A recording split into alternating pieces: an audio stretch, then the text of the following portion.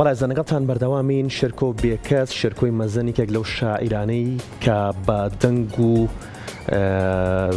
بە دەنگە بڵندەکەی بە دەنگە ناوازەکەی و بە شیعرەکانی بە زمانی شیرینی کوردی جوانیەکانی ژیانی نووسیەوە لە هەمان کاتدا تاڵیەکانی مێژووی نیشتیمانەکەی گێڕایەوە. ئەم ێوارەیە میوەنداری نووسەرێکمان کردووە کە دەواازەیەکی نوێی بە جیهانی شێرکۆی مەزن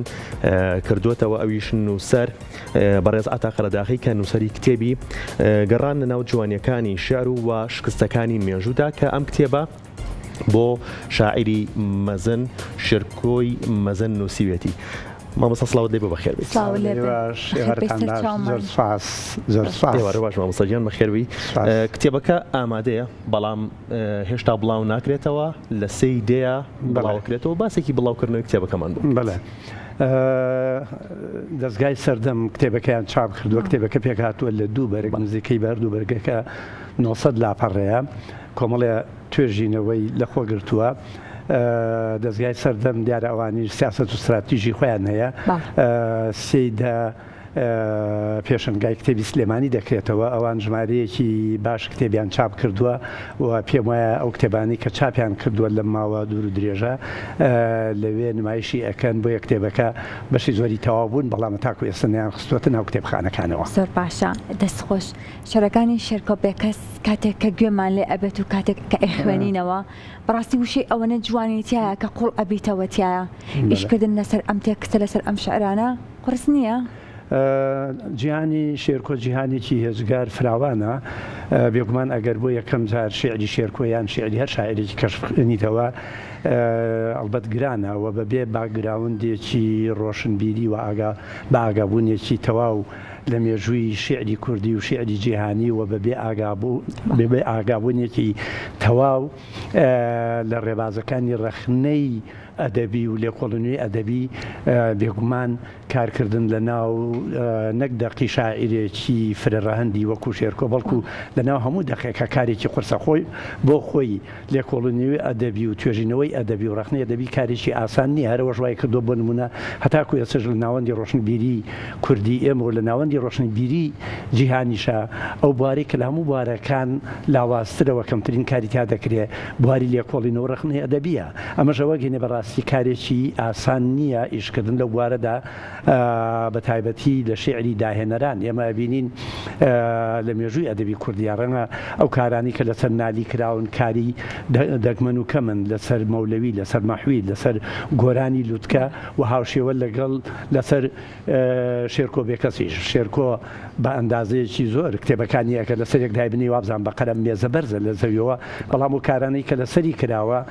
بە تایبەتی ئەوانەی کە بتوانین پێی بڵێن کاری جدی و کاری شایان بە ئاسی داهێنانی ئەم شاعیرە گەورەیە، ئەتوانم بڵێم کاری زۆر کەمن و کاری زۆر دەگمەنن. باشە مامۆستا ناونیشانی کتێبەکە جوانیەکانی شێعر و شکستەکانی مێژوو. باشە ئەم دوو چەمکە لە شعرەکانی شێرکۆی مەزنە چۆن بەیەکەگەن و بوو ئەم ناونیشانەتان هەڵبژێت؟ بەڵێ هەڵبەت ئەمە دوو ڕووی هەیە. ڕوویەکی بریتیە لە جوانی شیعر لە ئەوەی کە لە فەلسفەی جوانی هونەرەوە هاتووە. ئەمە ڕوویەکێتی کە شێرکۆ لەم بوارە داهێنانێکی گەورەی جوانکاریە، چ لە زمانی شێعر، چ لە وێنەی شێعر، چ لە خەیاڵی شێعر، کە ئەمە ڕوا سەرچێکەی شێعر ئەنوێنێ کە شیعریەت بەرهەمەهێنێ. شیعریت بۆ مانایی کە چۆن دەقێکە بێ بە شیعر دەیان دەقەنووسی ڕۆژانە، بەڵام مەرج نییە ببن بە شیعر. شێرکۆ لەم ڕۆوە لە ئاستێکی بەرز و باڵایە بۆ زمانە زۆر دەوڵەمەندی بۆ وێنە شیعریە زۆر باڵایانی کە ئەڵێی کانیەکی بەخوڕە یا کانیەکی بەهێزە بەردەوام هەڵا قوڵێ وێنە لە دوای وێنە وەکو چۆن لەبەر ڕۆیشتنی خوێن هەیە وێنە و بەرهێنانی وێنە و نوێکردنەوەی زمان و فرێدانی زاراوە شیعرەکان لای شێرکۆ بەم شێوەیە. لە پاڵ ئەمە شتێکیکە هەیە کە پێوترێت لە ڕەخنەی کۆن پێوترێت ناوەڕۆکی شیعر، لە ڕەخنەی نوێژ ئێمە پێڵێن گوتاری شیعری یان جیهانبینی شیعری. ئەمەیان پەیوەندیەکی تەواو بەرجەستە و ئاشکرا و تونند و تۆڵی هەیە بە مێژووی شێرکۆ. شێرکۆ لە یەکەمین شیعرەکانی کە نووسیوێتی پەیوەندیەکی زۆر توندی هەیە بە مێژووی نێتەوەکەی خۆیەوە کە مێژووی کوردە مێژووی ئێمە هەمومان دەزانین بەداخێکی بەردەوام لەگەڵ ئازاری گەلەکە بڵێ مێژوویەکە کە ئێمە لە مێژووی تۆمارکراوەمان شکست بە دوای شکستمان تۆمار کردووە سەرکەوتن هەبووە بەڵام سەرکەوتنەکانمان بە کاریگەری دەرەکی و بە کاریگەری ناوخۆ و هەندێک لە خەتای خۆشمان بەردەوام ئێمە شکستەکانمان دووبارە بووەتەوە وەکو بازنەی داخراوی شکستانە تاشان کاریگەری هەبوو لەسەر گەشەکردنی شعرەکانی شێرکۆ ئەم شکستانە شێرکۆ چی کردووە شێرکۆ بەشی هەرە زۆری شعرەکانی کە من پێشتریش کە لەسەر نووسیوە گوتارێکی بەرهەمێناوە کە گوتاری شکستە گوتاری شکست بۆ مانایی کە دۆخی شکستی کۆمەلگای کوردی مێژووی کوردی بەرجەستە کردووە بەڵام وەکو شاعرێکی بە ئومێد نا هەموو برینەکانی بەرجەستە کردووە هەموو برینەکانی مێژووی ئێمەی کولانوەتەوە بەڵام بۆ ئومێدەیە کە ئەم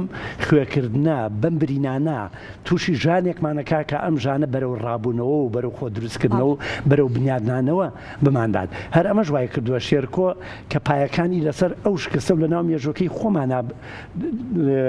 چەسپاندووە بەڵام ئەو گوتارێک بەرهەمەهێنێ هاوکات ئەبێ بە گوتاری بەرگری ئەبێ بە گوتاری ڕابوونەوەکاتەوە بۆ دووبارە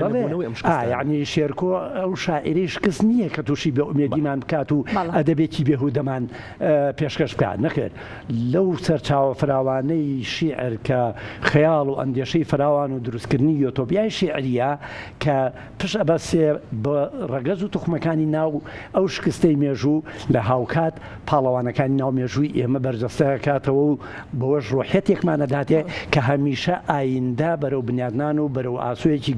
گەش و بەرەو خۆ دروستکردنەوە دەڕات یعنی شێرکۆ مێژوویەکمان لە شکستەوە بۆ ئەنووسێتەوە بەڵام بۆ ئومێدەی کە دروستبوون بیناکردنەوە ئاوەدانکردنەوە ئایندەی گەش بۆ میلەتەکەی بەرهەم بهێنێت لەگەڵەوەی کە شێرکۆی مەزن لە سەردەمێکی جیاوازدا ژیاوە شارەکانی لە سەردەمێکی دیکەدا نووسیوە بەڵام ئێستا بینین ڕۆژ بە ڕۆژ کە ئەو بارودۆخەکمان بەسەردێ ئەڵەی شێرکۆی مەزن هەموو ئەم ڕۆژانەی بینیوە و شعری بۆ نووسیوە ئەبینی لەگەڵ هەموو ئەم ڕۆژانەشا ئەگونجێ ئەو شعرانەی کە ئەو نووسیوێتی بڵێ ئاخر خۆ شعر چییە شعر بەرهەمی خەیاڵە خەیاڵێک کە فراوانێکی زۆری هەیە خەیاڵێک ئەوەندە نزیک بێت لە ڕاستیەوە خەیاڵێک شێرکۆ بۆ خۆی هەندێک کەس هەیە لە بنەڕەتا بۆ شێعر خوڵقاون بۆ نمونە کە سەیری نالیەکەی هەستەکەی بۆ شێعر ئەفرێنراوە سەیری گۆرانەکەی ئەمە بوونەوەرێکە کائینێکە ئینسانێکە بۆ شێعر دروست بۆ شێرکۆش کائینێک بوو هەستە کرد ئەمە هەر دروست بۆ ئەوەی شێعر بنووسێ خوا دروستی کردووە بۆ ئەوەی کە خەریکی ئەم بوارە بێ و لەم بوارەشا ئەم بەڕاستیەکەی ئەمەندا عشقی ئەم بواری خۆی بووە خەیاڵی بەهێندە فراوان بوو لە هەموو ئاراستەیەکەوە تۆڕێکی چنی بوو کە چۆن لە ئێستاوە لە ڕێگەی خەیاڵەوە لە ڕێگای ئایندەبینیەوە بتوانانی ئایندەی میلەتەکەی بخوێنێتەوە ئەوەی ئەو بەرزەسی کردوایە بەڵام خەیاڵێکی کە لە ئەو دیوی ئەو خەیاڵەوە هەیە کە ئەو شکستەکانە بینین ئەویش ئەو خەیاڵەیە کە بە ئومێدی ئەوەی لە ئایندەدا بنیادنانەکە و خۆ دروستکردنەوەکە و ئایندە گەشەکەشە بینین هەر ئەوە نییە شێرکۆ بەرجەستەی مێژوویەکی شکست و مرۆڤێکی کوردی شکست خواردن پێشبینی لە داهاتوش کردووە بۆ نمونە کە دەخلێکی گەورەی وەکو دەربەن پەپولا خوێنی تۆ کە بەشێکی گەورەی لە ئەم لێکۆڵینەوەی من داگیر کردووە هەموو شکستەکانی ئێمە وەکو سیناریوە بە وێنەی جوان لە ئاسێکی زمانی باڵادا نووسیوەتەوە بەڵام لە پشتی ئەم باسکردنی شکستانەوە ئومێدێک بۆ ئایندە هەیە گەشتبینیەک بۆ بنیادنانی ئایندە هەیە ئەو ئایندەی کە شێرکۆ هەر لە سەرەتایەوە کە لە کاتی خۆی لە ناو ڕێکخراوی کاژی کە ڕێکخراوێتی نەتەوەی بۆ کاری کردووە دوایی کە هاتووەتە ناو پارتی دیموکراتەوە دوایی کە هاتووەتە ناو یەکێتی نیشتیمانیەوە شێرکۆ یەکێک لە خاڵە گەشەکانی ئەوەیە بە درێژایی مێژووی خۆی لەو کاتەی مێر منداڵ بێت تا ئەو ڕژەی کە کۆچی کردووە بستێک لە خەباتی میلەتەکەی و لە مێژووی میلەتەکەی و لە ئێش و ژانەکانی میلەتەکەی دوور نەکەوت ئەمە ژوای کردووە کە ئەو شیعر بووە بە ئامرازێک بۆ گزارشکردن لەوەی بڕای پێی هەبوو و لەو دۆخی کە میلەتەکەی تێدا بووە بۆیە دەتوانین بڵێن شێرکۆ ئەو شاعرەیە کە بەرجەسەکەری مێژووی ئێمەیە بە هەموو شکستەکانیەوە و بە هەموو جوانەکانیشیەوە ئەگەر جوانەکانی ئێستەکەم بن بەڵام ئەو لە ڕێگەی شیعرە جوانەکانیەوە لە ڕێگەی ئەو گوتار ئایندەخوازی کە لە پشتی گوتاری شکستەوە هەیە باسی ئایندەیەکمان بۆ دەکا کە ئایندەی خۆ دروستکردنەوە و سربەخۆی و بیناتنانی کوردبوون و کوردسازی و دەوڵەتسازی و نەتەوە سازیە کە شێرکۆ دەتوانم بڵێم خەونی گەورەی پێوە بینیوە و هەموو ئەو ژیانی کە خۆی کاری تیا کردووەتیای ژیاوە هەم لە ڕێگەی شیعرەوە هەم لە ڕێگەی ژیانی تایبەتی خۆشیەوە ئەو هەر خەریکی ئەوە بووە شێرکۆ نەخەریکی بازرگانی بووە نەخەریکی کارێکی کە بووە بە شێعر بە خەبات بە ژیانی تایبەتی خۆی لەو وارایشی کردووە کە پەیوەندی بە مێژووی میلەتەکەی و بە بنیادمانی کەسێتی میلەتەکەی خۆی مامۆستا هیچ کۆمەڵە شعرێکیان هیچ بەرهەمێکی دیکەی شێرکۆی مەزن یان هیچ قۆناغێکی ژیانی شێرکۆی مەزن هەیە کە سەرنجی بەڕێستانی ڕایکێشا بێت بتانێت لە دوای ئەم کتێبەوە کاری لەسەر بکەنیان لێکۆڵینی لەسەر بکەن خۆی جیهانی شێرکۆ جیهانی کێوەندە فراوانە ئەگەر مرۆڤ بتوانێت بۆ یەکێکی وەکو من ئەگەر بتوانم خۆم تەرخان کەم ڕەنگە تا ڕۆژەیەژیم هەر بتوانم بەشێک لە شیعرەکانی ئەو ڕاوە بکەم و لێکیان بدەمە و خەریک بووم لە سەریان چونکە ئێوازانن ئەو بەرهەمێکی هێجگار زۆری پێشکەش کردووە ڕاستە گوتارێکی ڕایاڵەیە کە پێڵێن گوتاری ئەدەبی شێرکۆ لە سەرتاوە تا کۆتایی بۆکو ڕایاڵەیە کە چۆن تەونێک دەچنیت بەیەکیانەوە دەبەستێت بەڵام لەگەڵ ئەوەدا فراوانیەکی هێندە زۆری تایە مانەبەخشێکی هێندە زۆری تایە جیهانبینیکی ئەوەندە زۆر هەیە دەکرێت مرۆڤ ژیانی تەرخان کە نەگەر بۆ شێرکۆ بۆ گۆران مەسەڵەن پێشتر لەسەر گۆران دوو کتێبم کردووە ئێستا ڕەنگە مادەی خامی کتێبێ دوو کتێبی کەمە هەیە لەسەر گۆران لەسەر مەحوی کتێبم کردووە ئێستا ئومێدم وایە کە تەمەن وار بدا کاری کتێبی کە بکەم لەسەر ئەو لەسەر هەڵبژاردەی مەسەلەن شیعری نالی شیعری سالم شیعری کوردی یعنی ئەدەبی کوردی هەتاکو ئێستا وەکو زەویەکی بەیار وایە چۆن زەویەکی بەیار پێویستی بە جووتیار و بە کارکەری بەهێزە و کارکەری لە هاتوو بۆ ئەوەی بیکێڵە و کشت و کاڵی تیا بکە و بەرهەمی تیابێنێ ئەدەبی کوردیش تا ئێستاش هەروایە بەشێکی حرە زۆری ئەدەبی کوردی تا ئێستا وەکو پێویست نەخوێنراوەتەوە لەبەرەوە نەکەر من لەگەڵ هەموو ئەو بەڕێزانەی کە توانایان هەیە لە بواری ڕخنەی ئەدەبی لە بواری لێکۆڵینەوەی ئەدەبی کارکەن ئەگەر هەمومان لەسەر هەرێکە لەم شاعرانە کار بکەین هێشتاکە هەردەهێنن و مادەی ئەویان هەیە و بواری ئەویان هەیە کاری جدیتر و باشتر وایە ئەمە دەواازەیەکی نوێ بەڕووی خوێنەرانە ئاکاتەوە کە باشتر لە شعرەکانی شێرکۆی مەزن تێ بگەن من ئومێدی ئەوە دەخوازم ئیتر بەڵام ئەوە سەرنجام کەوتۆتە سەر ئەوەی کە خوێنەر لێکۆڵەری کورد چۆن ئەوە وەرەگریەوە چۆن لێ تێکەدا ئەم لێکۆڵینەوەیەکی تا ڕادەیەک کۆمەڵی لێکۆڵینەوە بەپی کۆمەڵێ تیۆری ئەدەبی و میتۆدی ئەدەبی کارم کردووە هەوڵم داوە تا ئەو ئەندازەی کاشێ میتۆدە ئەدەبیەکان وها بەکاربێنم هەم ئەکادیمیەکانی کورد هەم خوێنەری ئاساییشان بەشانی ئەوە بتوانن چێژی لێوەرگرن و ئاسانکاریبی هەم بۆ تێگەیشتن هەم بۆ کاری ئەکادیمی زۆر باشە کەواتە لە پاڵەوەی کە هەم بۆ چێژوەرکردن بێ لە خوێندنەوە ئەکرێ بڵێن ئێمە هەندێکجا بەداخۆ بە تایبەتی ئەوانەی کە لە بواری توێژینەوە لە ئەدەبیاتی کوردیا کارەکەن سەرچاوە کوردەکانمان و کتێبخانە کوردەکانمان ئەوەندە دەوڵەمەنی لەوەی کە بتوان سەرچاوی باشیان دەست بکەوێت ئەکرێ بڵێن کاری بەڕێستانەوەکو ئەم لێکۆڵینەوە لەم نووسەرە گەورانە لەم شاعیرە گەورانە هۆکارە بێت لەوەی کە ئەوان بە ئاسانی بتوانن سەرچاوەیەکیان دەست بکەوێت تاکو بێت با سەرچاوەیەکی فەرمی بۆ نێو توێژینەوەکانیان ئومێد دەکەم وابێ من لە کارەکانی پێش ئەمەش ئەوەی کە بەو حاڵەتە یعنی خاکەڕای هیچ کەس نییە ئیشەکانی لە سەداسە تەواو بێ هەموو ئیشێک تا ئەندازەیەکتەوە و